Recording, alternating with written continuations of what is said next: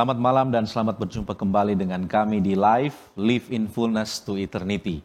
Dan senang sekali saya Pendeta Felix Gosal dapat menemani Anda dalam program yang mendiskusikan tentang informasi kesehatan dan pola hidup bagi Anda dan keluarga Anda. Dan malam hari ini kita tiba pada topik yang menarik, yaitu salah satu penyebab komorbid. Akhir-akhir ini, belakangan ini dalam situasi pandemik, kata komorbid sudah tidak asing lagi di telinga kita. Kata komorbid itu sendiri kerap digunakan untuk menunjukkan penyakit bawaan seseorang yang pada umumnya merupakan penyakit-penyakit yang disebabkan oleh gaya hidup kita sendiri. Nah, apa yang merupakan penyebab utama dari penyakit komorbid ini?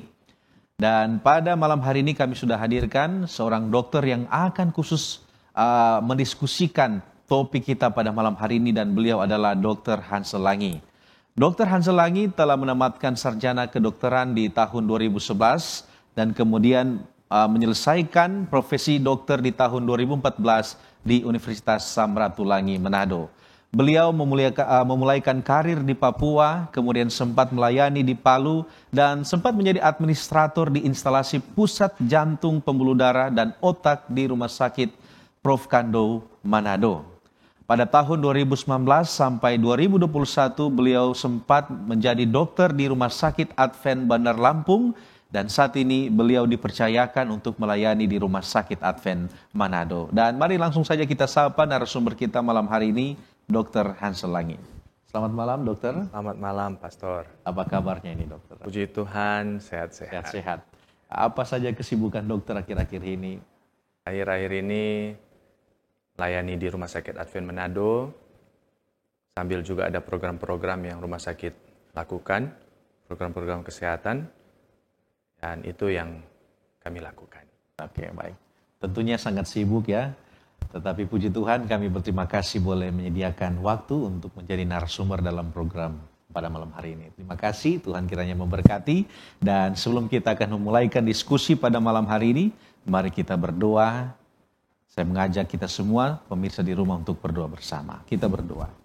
Bapa kami yang bertata di dalam kerajaan surga, terima kasih Tuhan untuk berkat yang Tuhan berikan dalam kehidupan kami.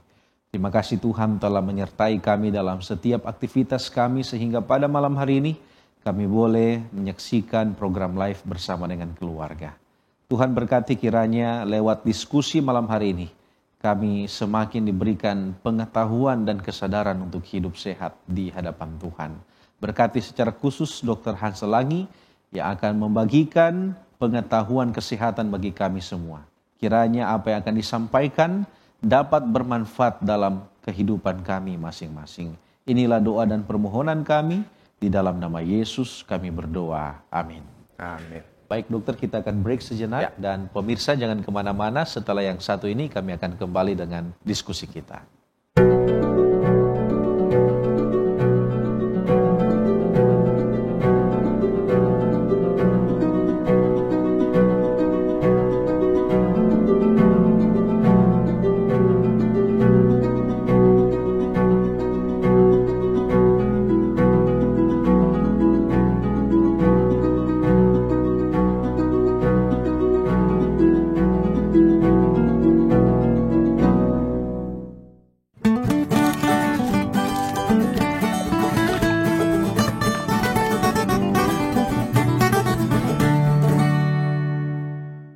Kembali lagi dengan kami di Live in Fullness to Eternity, dan kita langsung saja ke narasumber kita pada malam hari ini, Dr. Hansel. Dan dokter, sehubungan dengan pembahasan kita malam hari ini tentang komorbid, apa yang akan dokter bagikan kepada kita semua? Kami berikan kesempatan. Oke, baik. Terima kasih Pendeta Felix untuk kesempatannya ya. Baik saudara-saudara, sahabat Cornelius Media dimanapun kita berada, selamat malam untuk kita semua. Saat ini saya mengambil satu topik yang tadi sudah disinggung oleh pendeta, yaitu salah satu penyebab komorbid. Nah, komorbid ini sudah sering kita dengar-dengar sebelumnya selama masa pandemi, yang selalu berkaitan erat dengan penyakit COVID-19. Nah, untuk mengetahui arti dari komorbid ini, saya ambil dalam situs Cambridge Dictionary. Dikatakan bahwa komorbid adalah satu penyakit atau kondisi di mana di satu sisi yang lain dia memiliki penyakit yang lain ya. Jadi artinya dia memiliki penyakit yang lain, sedang dia ada penyakit yang ada. Nah, berarti ada penyakit yang lain. Nah ini saya ambil juga dalam situs yang ada di dalam situs Kemkes ya, Kementerian Kesehatan, mengatakan bahwa penyakit komorbid atau penyakit bawaan. Nah, saudara-saudara sudah bisa dapat gambaran sedikit ya. Tadi sudah ada penyakit yang lain, berarti sekarang komorbid atau penyakit bawaan. Kemudian dalam situs covid19.go.id mengatakan bahwa komorbid atau penyakit penyerta. Nah, ini sudah lebih lengkap bahwa komorbid ini adalah penyakit yang lain, jadi sudah ada penyakit bawaan dan juga ada penyakit penyerta. Nah, saat ini saya rindu untuk membagikan satu penyakit penyerta bawaan yang ini memperparah tubuh kita sehingga terjadi hal-hal yang tidak diinginkan. Untuk itu, saya angkat yaitu tentang dislipidemia. Menurut Perkeni 2015, Persatuan Endokrin ya, mengatakan bahwa dislipidemia adalah suatu kelainan metabolisme lipid yang ditandai peningkatan atau penurunan fraksi lipid dalam plasma. Apa yang meningkat, apa yang menurun? Yang meningkat itu yaitu LDL, trigliserida, atau kedua-duanya, LDL dan trigliserida, atau penurunan kadar HDL yang dapat berkontribusi terjadinya aterosklerosis. Menurut National Heart, Lung and Blood Institute mengatakan bahwa aterosklerosis ini adalah satu penyempitan dan pengerasan pembuluh darah akibat adanya tumpukan plak yang dapat menyebabkan sumbatan parsial atau total. Parsial yaitu sumbatan sebagian ataupun total dalam aliran darah. Nah, saya gambarkan pembuluh darah itu seperti selang ya. Selang atau saluran air got ya, selokan yang ada di rumah kita.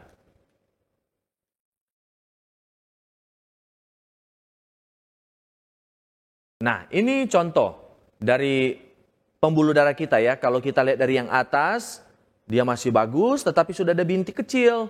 Kemudian itu ada lagi sudah mulai besar, akhirnya sudah kuningnya lebih besar, dan akhirnya terjadi apa? Tumpukan plak menghambat aliran darah. Kalau itu terhambat di saluran pembuluh darah yang berada di jantung, maka bisa terjadi yang namanya serangan jantung. Nah, untuk itu kolesterol. Kolesterol ini adalah suatu substansi lunak seperti lilin yang diproduksi oleh tubuh kita, kemudian itu akan dilepaskan di dalam sel hati kita ya.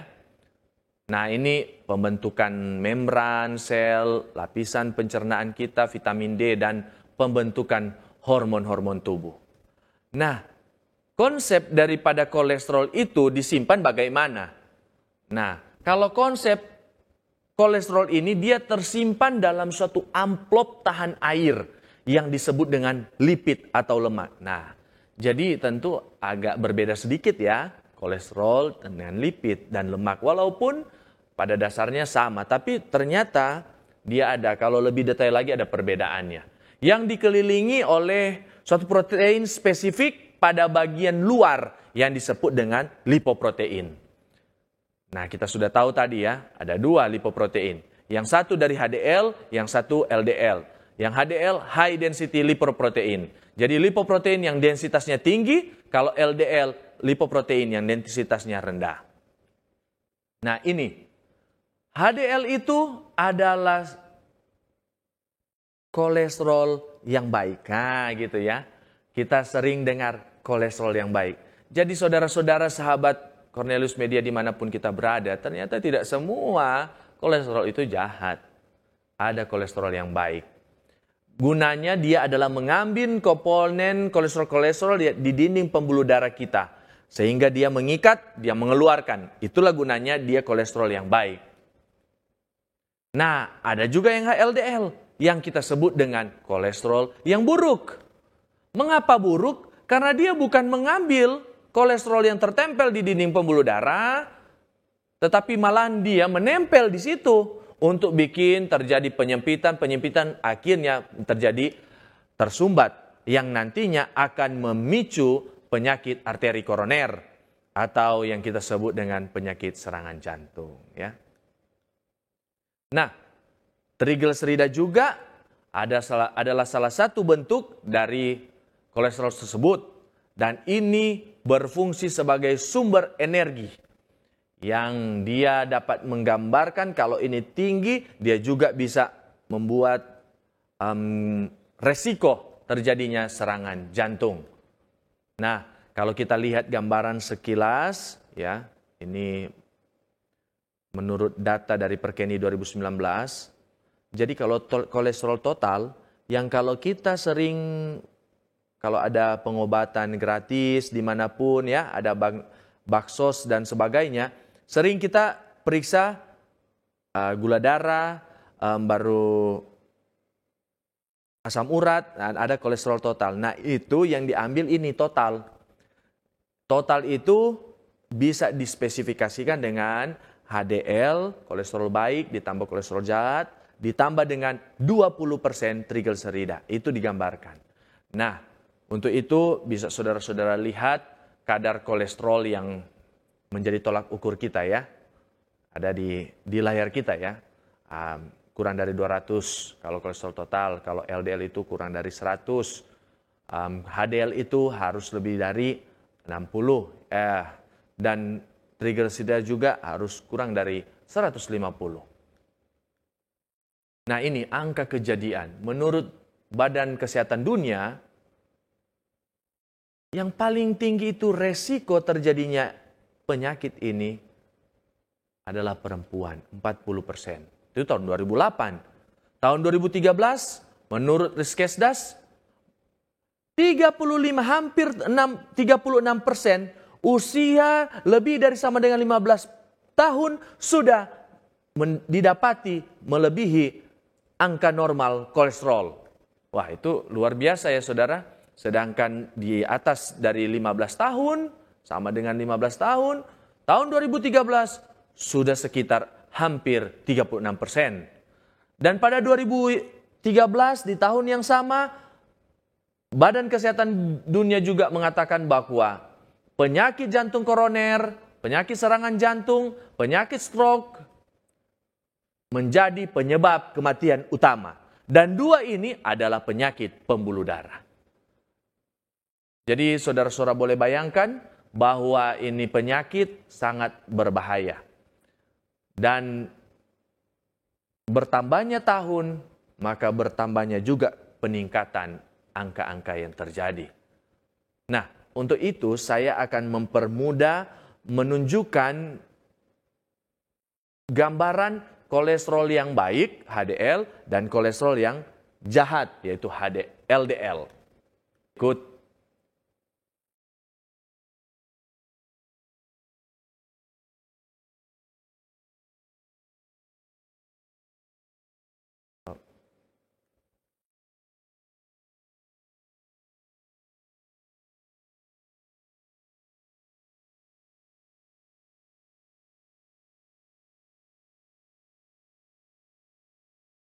Ya, ini videonya. Ini satu intervensi namanya percutaneous coronaria. Ya, ini kalau orang awam bilang pendeta pasang cincin. Ini pasang cincin namanya. Ya, satu intervensi koroner ya. Pasang ring. Nah, gitu. Jadi ini contoh gambaran pembuluh darah yang ada di jantung ya. Lama-lama kayak tadi terjadi penyempitan. Kalau kadar kolesterol jahat tinggi. Waktu aliran darah masuk, pertama masuk, lama-lama terjadi blokade ya. Maka dilakukanlah PCI namanya. Dimasukkan ini diinsisi di bagian paha kita, dimasukkan sebuah kateter ya. Masuk dia sampai kepada pembuluh darah yang ada di jantung. Ini gambaran angiografi. Kalau di rumah sakit pemeriksaan ini gambaran. Wah, dilihat di sana ada gambaran stenosis. Maka itulah dimasukkan kateter sampai di situ. Lihat. Awalnya itu dimasukkan kateter, kemudian dikembangkan menjadi balon. Nah, itu. Jadi balonnya diinflate. Ya, dia main-main ya. Perbesar dulu sedikit. Setelah itu dia keluar. Setelah dia keluar, dimasukkanlah cincin tersebut ring. Kemudian diinflate. Seret. Ya. Maka aliran darah mulai lancar kembali. Yang awalnya rasa nyeri dada, aduh, rasa sesak, napas cepat, dan sebagainya. Akhirnya bisa kembali, terrestore. Ya. Nah, kalau pada tindakan pasang ring ini dipertimbangkan oleh dokter spesialis jantung dan pembuluh darah, maka mereka bilang, ini tidak boleh pasang ring. Ya. Maka ada intervensi yang lain yang dibuat, yaitu namanya bypass jantung atau operasi bedah jantung.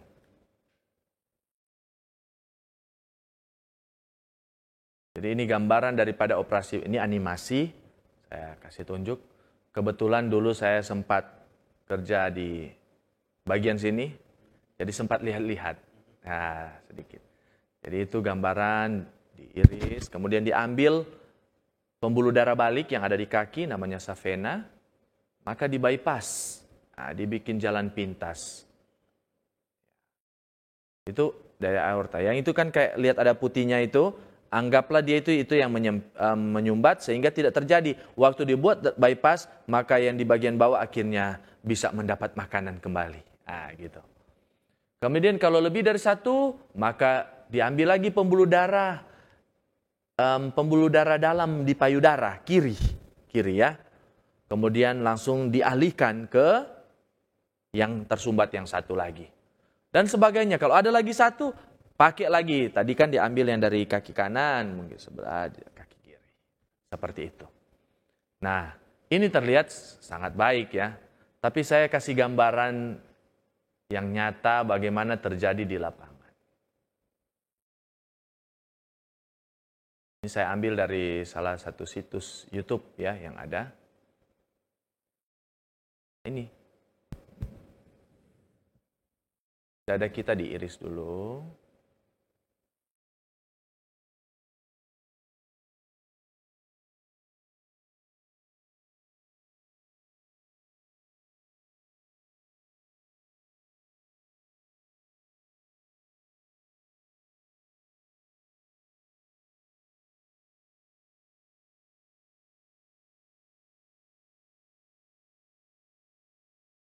Setelah itu dipakai saw mesin. Ini mesin gergaji. Jadi saudara-saudara sekalian dimanapun berada, ternyata dokter juga memakai gergaji. Setelah itu dipakai retraktor untuk membuka, kemudian diiris lagi lapisan jantung, lapisan luar jantung, dan kita lihat itulah gambaran dari jantung kita. Ya. Kemudian ini saya lihat dia menggunakan mesin, berarti namanya on pump. Jadi dia menggunakan mesin perfusi. Jadi darah itu dialirkan dulu ke mesin perfusi, dan mesin perfusi itu yang akan membantu sementara sebagai pompa. Karena jantung itu akan dilemahkan sampai pada titik, tapi tidak sampai mati. Ya ada, tapi cuman gerak dikit. Kemudian dilakukan operasi. Sebagainya. Jadi darahnya itu diambil dulu, diiris, kemudian itu disambungkan di selang, nah itu kan, baru disambungkan di selang untuk di mesin perfusinya. Dan ini dilakukan oleh dokter bedah jantung, di situ juga ada dokter spesialis pembiusan, tim yang ada, perawat, banyak sekali yang terlibat di sini. Ya. jahit-menjahit dan sebagainya ya. Saya lewat saja. Siapa yang beresiko, saudara-saudara? Kita semua beresiko terjadinya penyakit-penyakit yang sangat fatal. Ya, perempuan lebih beresiko, obesitas, perokok pasif, dan sebagainya. Apa yang harus kita lakukan? Mengontrol kadar kolesterol kita. Ada yang berpikir kita kontrol dengan farmakologis, dengan obat-obatan. Ada yang berpikir dengan non-farmakologis, yaitu dengan tumbuh-tumbuhan, makanan yang kita makan. Tetapi kunci yang saya mau sampaikan adalah hidup sehat. Ubah gaya hidup kita. Karena dengan hidup sehat, saya yakin dan percaya kita akan terhindar dari semua itu. Saya suka menyampaikan bahwa lebih baik satu pencegahan daripada 1000 pengobatan. Lebih baik satu pencegahan dari beberapa tindakan. Kita sudah lihat tadi keadaan-keadaan yang terjadi hanya karena masalah sepele, kecil. Dan kecil ini yang harusnya kita bisa cegah dari pola makan kita. Saya dari hidup sehat, hati yang gembira, riang-riang gembira. Pendeta, kalau gembira, hormon-hormon oksitosin, hormon endorfin, ini hormon kasih sayang ini yang baik untuk tubuh. Kalau hormon-hormon yang, kalau kita marah, tegang, mendendam, dan sebagainya, maka hormon-hormon yang, jadi perbiasakan untuk kita senyum. Ya, di rumah, senyum-senyum supaya lebih enak ya. Istirahat yang cukup. Karena dengan istirahat, maka kondisi kita lebih fit dan sebagainya. Nah, saya mau angkat di sini adalah tentang diet yang seimbang. Nah, ini suatu fakta tentang lemak. Ada orang yang mencintai, mana yang harus kita cintai, mana kita batasi, mana yang harus kita hindari. Tetapi kalau saya lebih pilih 2, mau cintai atau tidak cintai, itu saja. Nah, ini lemak tak jenuh, unsaturated fat. Ini lemak yang dapat menurunkan kadar kolesterol jahat. Yang kita dapat dari mana, saudara? Yang kita dapat dari tumbuh-tumbuhan. Buah-buahan, contohnya buah alpukat. Jadi perbanyak buah alpukat, beli itu perbanyak di rumah. Tapi jangan buah alpukat campur susu dan gula. Makan aja kupas, makan aja dalam bentuk yang fresh, tidak dicampur-campur. Kemudian ada lemak jenuh dan lemak trans. Ini yang bahaya. Bahkan yang lebih berbahaya itu adalah lemak trans. Ini ada 2. Ada yang namanya naturally occurring trans fat, ya, itu yang diproduksi oleh hewan. Ada yang artifisial, yang dibuat, yang lemaknya itu dapat dari proses industri. Biasanya didapatkan di makanan yang digoreng. Wah, saudara-saudara, sahabat terkasih, Cornelius Media, ministry dimanapun kita berada, mari kita hindari makanan-makanan begini. Karena inilah yang akan mencetus dislipidemia sehingga terjadi penyakit-penyakit komorbid yang lebih membahayakan tubuh kita. Ya, ini yang tadi ya, itu ada alpukat, minyak-minyak yang lain ini. Ini minyak-minyak ini bagus, saudara. Tapi jangan digoreng. Kalau digoreng akan berubah menjadi lemak trans dan sebagainya. Ya. Itulah sebabnya di dalam buku Membina Pola Makan dan Diet mengatakan, janganlah sekali-kali memasukkan keju ke dalam perut. Banyaklah ibu yang menyiapkan meja makan dengan makanan yang menjerat keluarganya. Makanan daging, mentega, keju, dan sebagainya. Orang tua tidak menyadari bahwa mereka sedang menabur bibit yang akan mendatangkan penyakit, dan kematian. Jadi wahai para anak-anak, terlebih khusus para orang tua, dalam hal ini ibu-ibu, sediakanlah makanan yang tidak menjerat. Karena nanti kita akan menyesal, menangis di waktu mendatang. Ini bukan lagi batasi, hindari seperti kutipan yang tadi sudah saya sampaikan. Itulah sebabnya kalau kita beli produk-produk yang ada, coba kita lihat di nutrition facts. Itu ada datanya. Di situ ada tertulis saturated fat. Itu juga ada kan di situ. Oh, ada berapa persen dan sebagainya. Nah, ternyata ada di situ. Sedangkan ini meningkatkan resiko terjadinya penyakit jantung koroner. Nah, ini juga. Nah, ini penyakit lemak trans. Wah, sangat bahaya. Ada margarin, makanan yang digoreng, makanan manis, pastry, donat, golongan pizza. Nah, ini sangat berbahaya. Saya sudah vegetarian, saya suka makan pizza, saya ambil pizza vegetarian.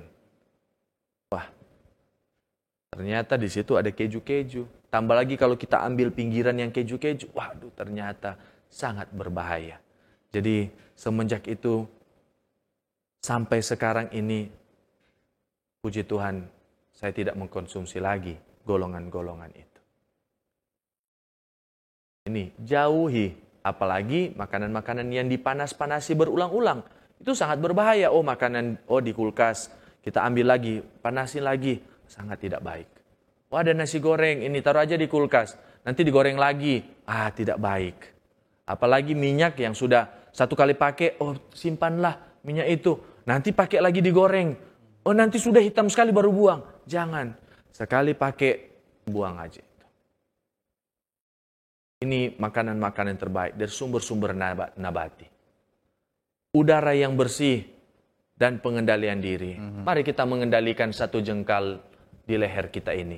Agar tidak terjadi penyakit-penyakit seperti tadi. Penyakit komorbid salah satunya. Sinar matahari yang cukup. Karena kalau dengan sinar matahari yang cukup ditambah dengan kita berolahraga, maka tubuh akan membuat suatu metabolisme sehingga terjadi pengeluaran di dalam pori-pori kita.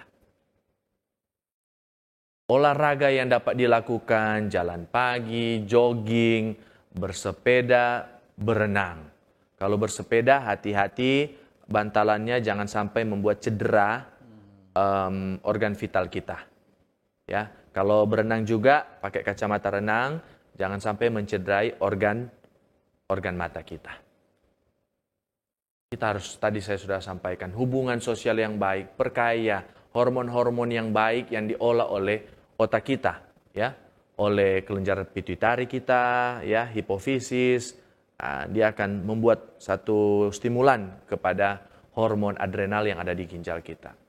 Dan minum air jernih yang cukup. Air jernih yang cukup sangat baik untuk supaya proses metabolisme di dalam pembuluh darah kita baik. Supaya tidak terjadi pengentalan darah di dalam pembuluh darah. Dan yang terakhir, dan ini yang paling terutama, yaitu Tuhan. Kita harus percaya kepada Tuhan. Di dalam buku Membina Pola Makan dan Diet, kita harus kembali ke makanan yang tadi. Karena Allah telah menciptakan makanan-makanan. Jauhilah makanan daging, walaupun itu hanya sepotong. Di dalam kutipan ini sudah dikatakan bahwa kita semua yang menantikan kedatangan Tuhan, yang masih memakan daging, pada akhirnya akan membuangnya. Daging hewani akan berhenti menjadi bagian dari menu kita. Kita lihat saja sekarang masa krisis pangan, krisis kesehatan melanda, wabah-wabah yang terjadi. Itu semua kembali kepada apa? Makanan-makanan daging yang kita dapati. Penyakit-penyakit setelah COVID-19 muncul penyakit hepatitis, muncul wabah penyakit mulut dan kuku, muncul lagi penyakit cacar monyet. Itu semua kalau mau digali, orang akan bilang dari sumber makanan daging. Mari kita hindari ini makanan semua. Karena di dalam kutipan ini sangat jelas. Banyak yang sekarang baru setengah-setengah bertobat dalam soal makan daging. akan keluar dari lingkungan umat Allah dan tidak lagi berjalan bersama. Mari kita ubah pola kita supaya jangan kita keluar dari lingkungan umat Allah. Di dalam buku Imamat 3 ayat 17 mengatakan, janganlah sekali-kali kita semua makan lemak dan darah. Sudah jelas turun-temurun dari dahulu, jangan makan lemak. Dan lemak itu ada dalam hewani. Di dalam buku Membina Pola Makan dan Diet mengatakan, kalau kita gagal merawat tubuh kita, itu adalah satu penghinaan terhadap pencipta. Kalau ini dituruti, maka kita terhindar dari penyakit dan kematian dini. Kita sudah lihat tadi, kematian dini yaitu penyakit jantung koroner, penyakit stroke. Itu semua penyakit dini. Kalau kita taat, kita rawat tubuh kita, maka kita akan terhindar dari penyakit yang tadi. Di dalam buku yang sama juga mengatakan, kebanyakan penyakit ini karena kita abaikan hukum organ tubuh. Nampaknya kita tidak peduli dengan kesehatan kita. Terus kita bekerja dengan sabar untuk menghancurkan tubuh. Setelah tubuh itu hancur dan menderita, mulailah mereka mencari dokter Hansel. Kalau tidak dapat dokter Hansel karena bayarannya mungkin fee-nya besar atau tidak ada uang untuk bayar konsultasi ke dokter siapa, mulai mereka mencari tempat-tempat yang ada obat-obatan. Atau meracuni diri sendiri sampai mati dengan obat-obatan. Wah, ini fakta di lapangan yang sudah terjadi, yang sudah jauh-jauh hari sudah disampaikan. Di dalam buku yang sama juga mengatakan begini. Orang yang memuaskan selera, kemudian menderita karena kurang bertarak, lalu meminum obat untuk menghilangkan rasa sakit. Boleh dipastikan bahwa Allah tidak akan mencampuri penyelamatan nyawa dan kesehatan yang sudah dirusakkan karena kelalaian, kelengahan kita. Itu ada akibat. Banyak orang mengikuti petunjuk di dalam firman Allah sebagai usaha terakhir. Kemudian minta tolong doa dari tua-tua jemaat untuk supaya memulihkan kesehatan. Ingat baik-baik. Allah tidak layak menjawab doa yang dilayangkan dengan cara demikian. Karena Allah tahu sekiranya kesehatan kita dipulihkan, kita mulai lagi mengorbankan diri di atas mezbah yang tidak sehat. Jadi tidak ada gunanya kalau kita berdoa karena Tuhan tidak melayakkan semuanya itu. Di dalam buku Pena Inspirasi mengatakan, melalaikan reformasi kesehatan adalah satu penyembahan berhala, yaitu selera. Di dalam buku yang sama juga mengatakan, bila orang dapat mengalahkan pencobaan dalam hal selera, maka kita dapat menang dalam setiap pencobaan. Apa itu? Dari sakit penyakit dan apapun penyakit komorbid yang menimpa kita. Ingat saudara-saudara, sahabat Cornelius Media Ministry dimanapun kita berada. Waspada, kalau kita belum melakukan reformasi, jangan tempatkan diri untuk menentang reformasi kesehatan. Karena ini adalah sarana Allah. Berhati-hati, jangan kita buat perpecahan. Karena kenapa? Karena ini adalah terang yang diberikan Allah. Jangan kait-kait orang lain. Jangan membahayakan orang lain untuk menolak terang kesehatan ini. Karena kita sudah tahu, kalau kita dapat penyakit, karena kita melanggar hukum kesehatan. Karena kita lalai, kita melakukan pelanggaran. Karena adalah dosa, kalau kita melanggar aturan kesehatan, sama halnya kita melanggar dosa 10 hukum Allah. Kedua-duanya sama melanggar hukum Allah. Dan ini satu kutipan yang terakhir saya sampaikan. Saudara-saudara dimanapun berada. Kesehatan adalah harta kekayaan. Dari semua harta benda, kesehatanlah yang paling berharga. Kekayaan, pengetahuan, dan kehormatan telah dibeli dengan mengorbankan kekuatan dan kesehatan. Tidak ada di antara ini yang dapat menciptakan kebahagiaan kalau kesehatan sudah hilang. Adalah satu dosa yang mengerikan kalau kita merusak kesehatan yang dikaruniakan Allah kepada kita. Kita akan merasa lemah seumur hidup.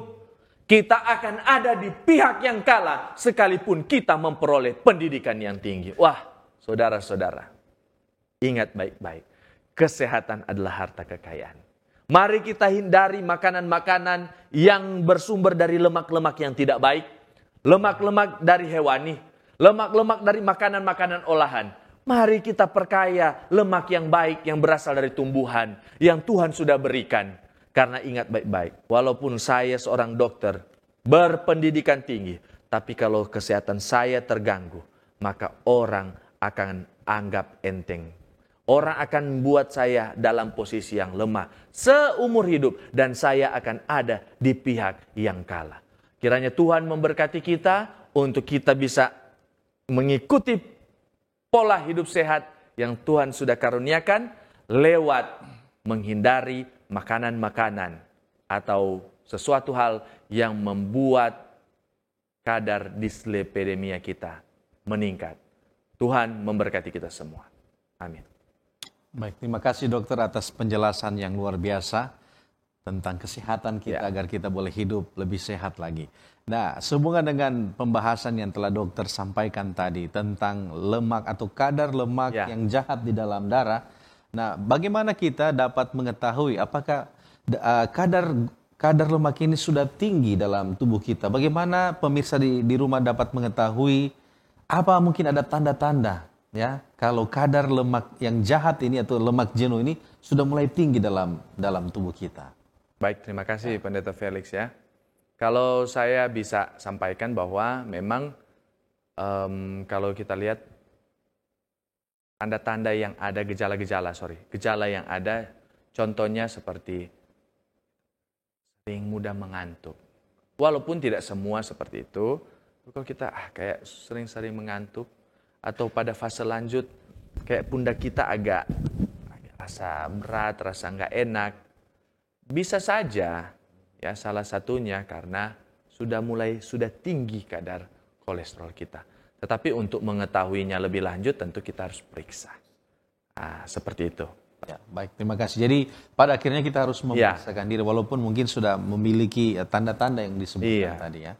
Baik, terima kasih dokter. Kenapa di masyarakat mereka sering bertanya-tanya kenapa kadar kolesterol yang tinggi ini sulit sekali untuk diturunkan ya? Mungkin dokter ada penjelasan. Baik, terima kasih pendeta. Jadi saya ada pengalaman ya. Waktu datang kadar kolesterol tinggi ya, kadar kolesterol tinggi, dia bilang, "Dok,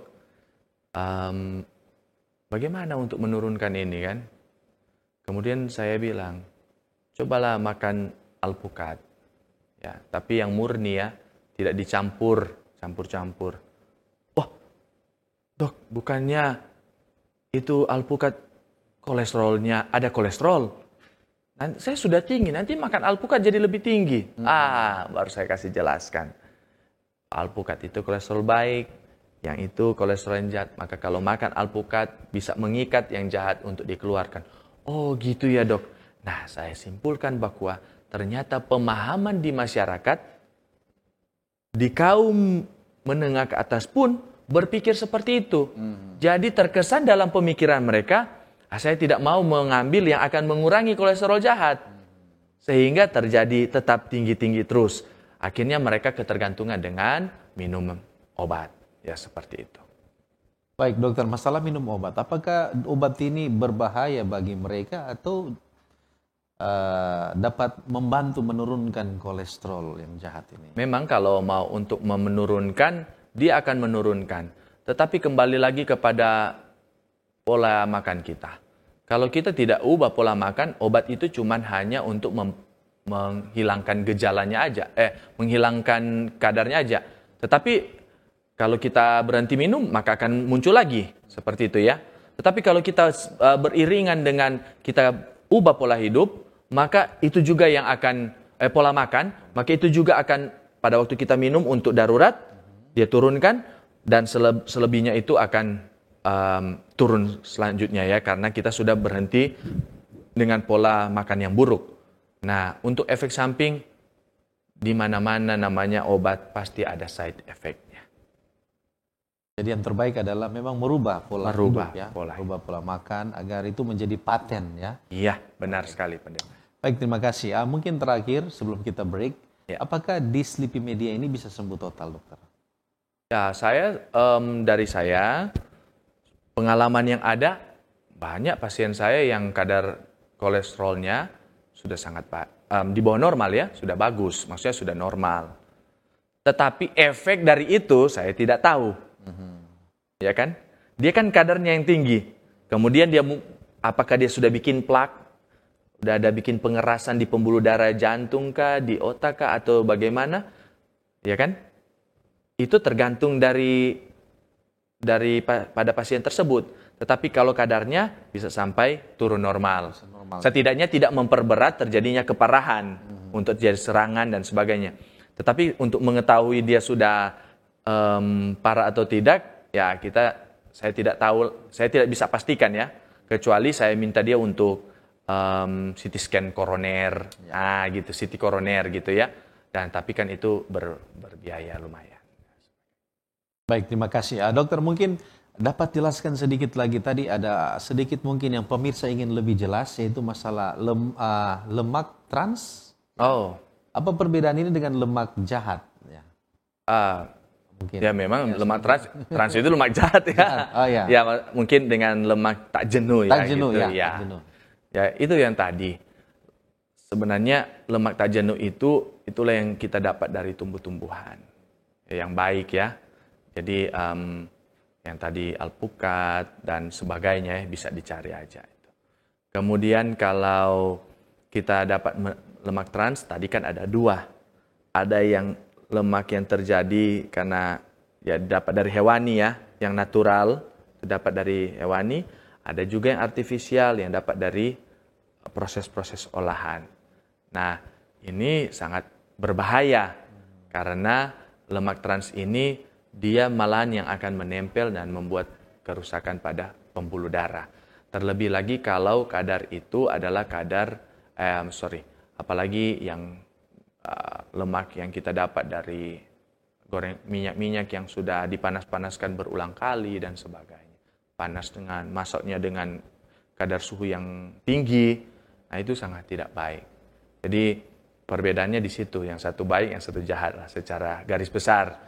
Tetapi kita harus hindari ini dia. Karena memang ini yang terjadi di ruang lingkup.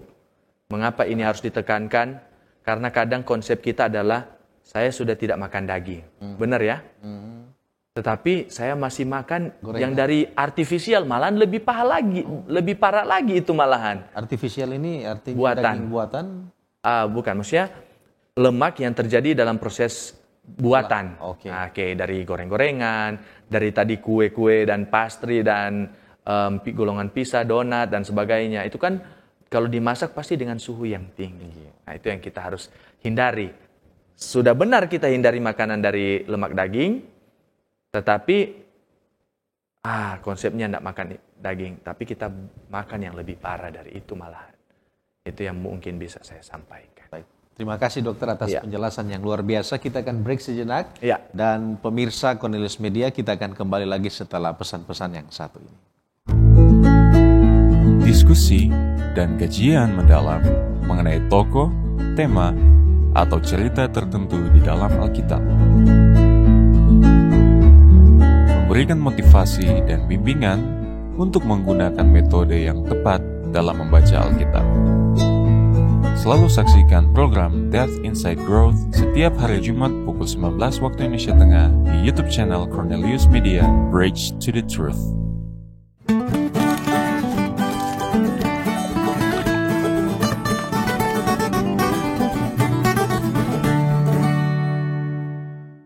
Ya, terima kasih pemirsa, Anda masih setia bersama dengan kami di Live in Fullness to Eternity. Dan mari kita sambung diskusi kita dengan Dr. Hanselangi. Ya.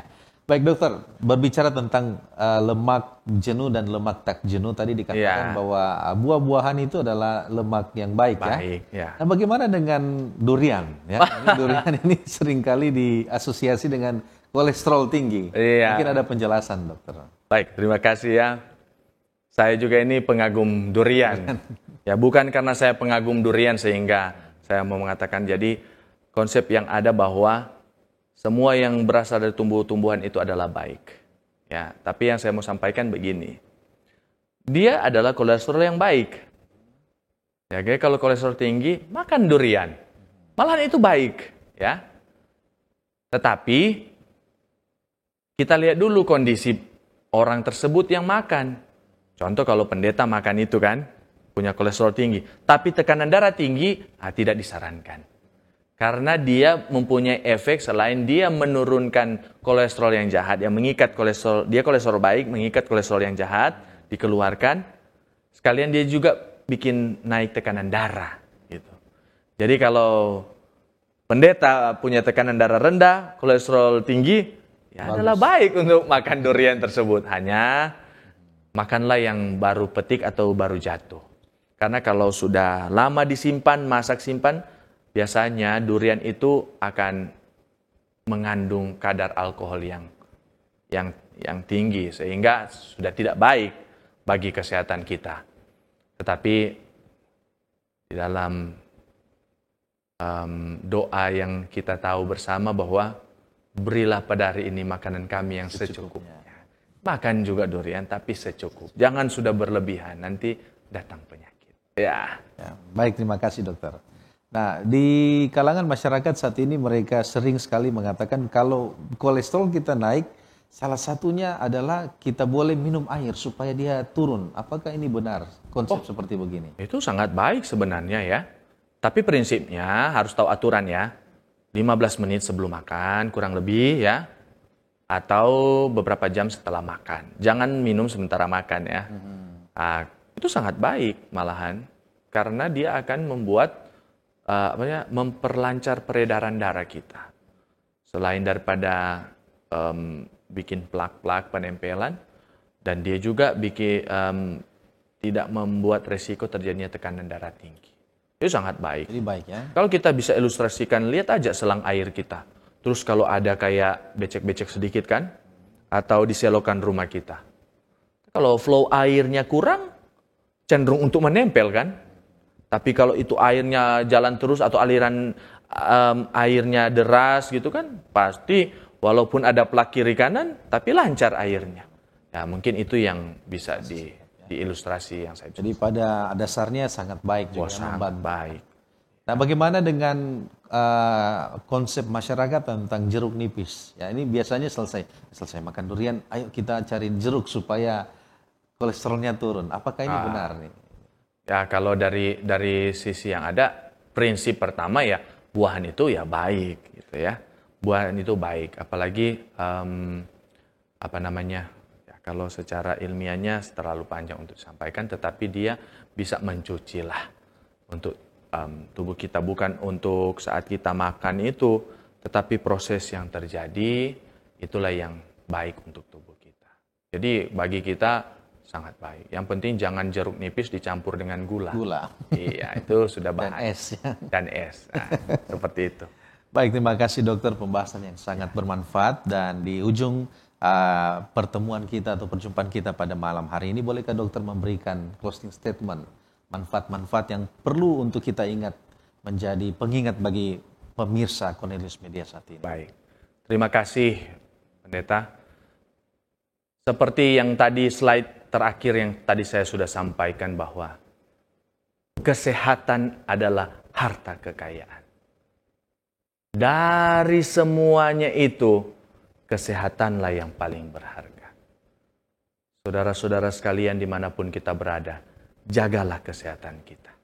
Karena kalau kesehatan kita mulai terabaikan, kalau kita sakit, maka kita akan ada di pihak yang kalah.